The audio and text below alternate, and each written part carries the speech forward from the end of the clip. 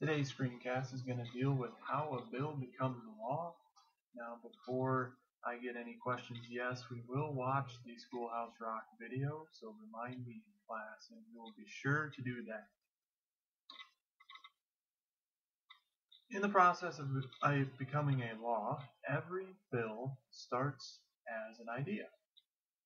So average Joe here on the left came up with the idea that all gas stations should be required to provide air for drivers with flat tires.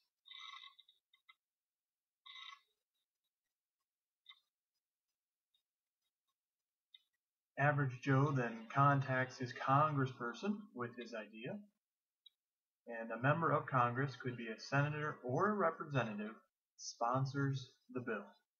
Now, more times than not, it is a representative, since there are more representatives, and certain bills can only start in the House of Representatives. Here you have a cartoon that sarcastically depicts the process of a bill becoming a law. If you agree or not, that's up to you, but we will discuss it tomorrow as well. Third step in this process is when the congressperson introduces the bill in either the House or the Senate. As I mentioned, some bills can originate in either the House of Representatives or the Senate. Most often they do start in the House. And some bills, like appropriation bills that deal with government spending, have to start in the House of Representatives. But others are allowed to start in the Senate. And so, for our example today, our congressperson who's introducing the bill is going to be a senator. And we have here featured two of Iowa's senators. On the left, you have our Democratic Senator, Tom Harkin. And on the right, you have our Republican Senator, Chuck Grassley. Both have served lengthy terms, a number of terms, in the Senate, which is a good thing for Iowa because it gives us a stronger pull on some committees like agriculture.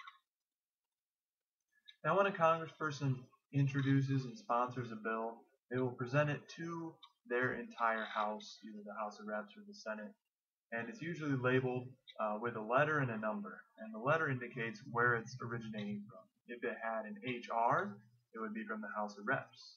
If it was from the Senate, it starts with an S, and then it's usually followed by a 3 or 4 digit number. So here again is their idea, or their constituents' idea. I think gas stations should be required to provide air to drivers.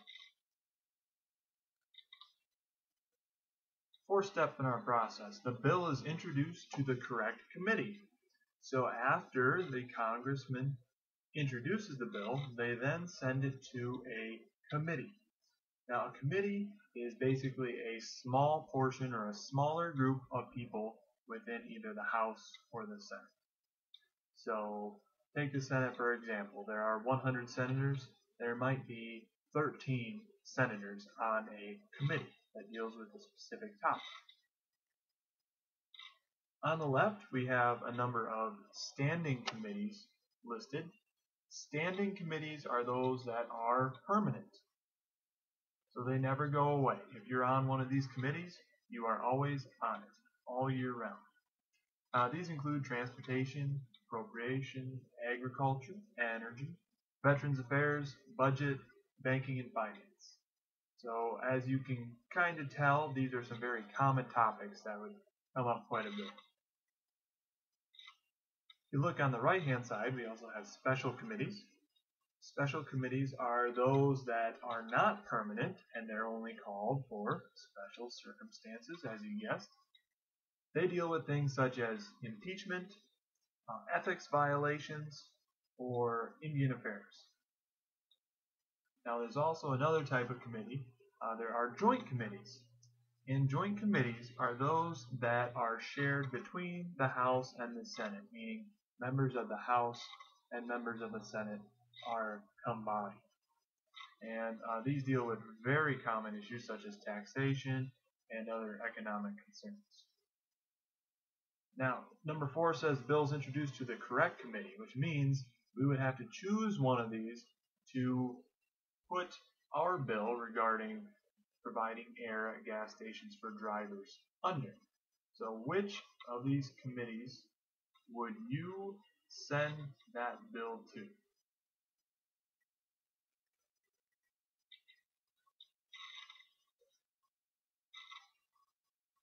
If I were to guess, I would probably stick that bill under transportation, send it to the Transportation Committee since it deals with transportation of vehicles.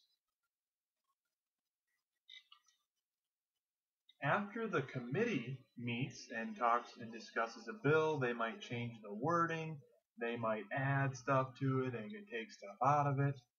But ultimately, after they've come up with a bill that they like and that they vote on and approve, they then send it to the whole Senate or the whole House of Reps. But again, we started in the Senate, so it's going to move from the Senate committee to the whole Senate. And there, the Senate gets to read the bill, they get to hear the pros and the cons of it, people get to argue for a while, and then ultimately the senators vote as a whole, and we call this floor action. When the bill goes to the floor of the Senate, it means everyone gets to see it. A couple options here. If the bill passes, or what does it need to pass? It only needs a simple majority. And a simple majority would be 51 out of the 100 votes, just over half. If it's passed, the bill then goes to the other house. So again, we started in the Senate, it would go to the House of Representatives. If the bill does not pass, there are two options. One, you can send it back to committee and you can work on it some more and try to resubmit it to the whole Senate, or you can let the bill die and give up on the idea.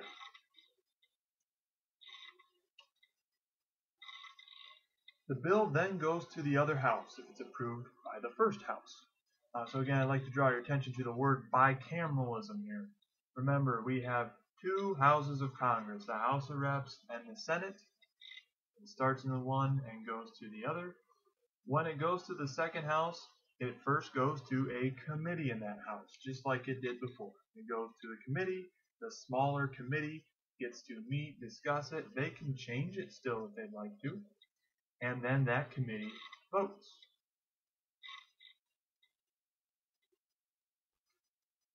If the committee approves the bill, as is, it goes to the whole house for a vote. Of course, if they don't approve it, it dies. So let's say the bill started in the Senate and it made it through the Senate. They send it over to the House of Reps. The House of Reps committee meets, and then they send it to the floor of the House of Representatives. And there they would vote, and again, they need just a simple majority to pass the bill. Since there are 435 representatives, the simple majority required is 218 representatives.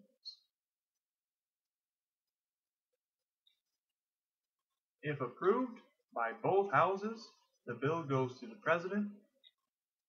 If the president signs the bill becomes law automatically.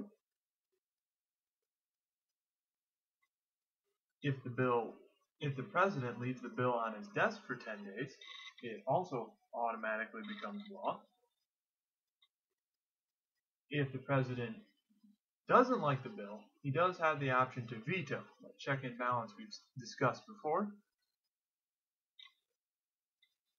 If he vetoes the bill, he basically says no to it, he disagrees, and the bill goes back to Congress, and Congress has three options. First option, they can amend or change the bill and represent it and hope to pass it through the next time. Second option, they can abandon the bill and let it die. Or the third option, which is less common, is to override the president's veto, which is their check and balance power.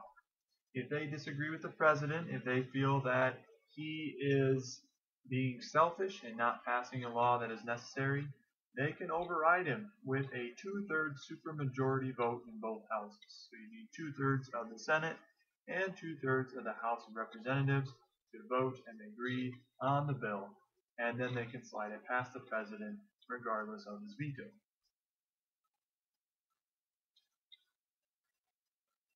And we end with a flow chart here to kind of help summarize how a bill becomes a law system. This one is actually taken from a state level. So as you'll notice at the bottom, they mention a governor instead of president. But to walk you through it one more time, the bill is introduced. The bill goes to the correct committee in the first house. If the committee approves it, it goes to the floor of that house, and the whole house votes. If that house passes the bill, it goes to committee in the other house. And if the committee approves it, they then send it down to the floor. When it gets to this point, it could go two different ways. If the second house passes the bill without making any changes, it goes straight to the president, or in this case the governor. We would in Iowa. If the second house makes changes in the committee and the floor approves it, it then has to go back to the original house. So the House of Reps could originally approve it, the Senate could then change it and approve it, and then it'd have to go back to the House of Reps so that they could agree with those changes that were made. So there is one stipulation. But if all of these requirements are met, then it goes on to the president or the governor, the executive branch, and they get to decide if they would like to veto it, or if they would like to pocket veto it, which would be letting it die in the last 10 days of their office. They can simply do nothing and it goes away. Or they could sign it into law, or ignore it and it automatically becomes law after 10 days, assuming it's not the last 10 days of their term. And as it notes here, most bills become a law on January 1st of the next year unless they specify